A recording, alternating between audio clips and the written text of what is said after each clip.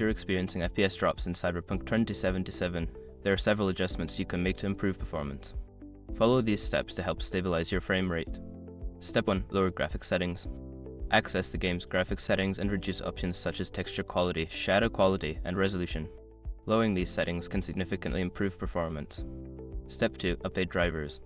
Ensure that your graphics card drivers are up to date.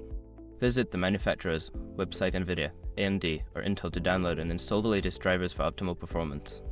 Step 3. Disable background applications. Close any unnecessary applications running in the background. Programs like web browsers, streaming services, or other games can consume system resources and lead to FPS drops. Step 4. Adjust Windows power settings.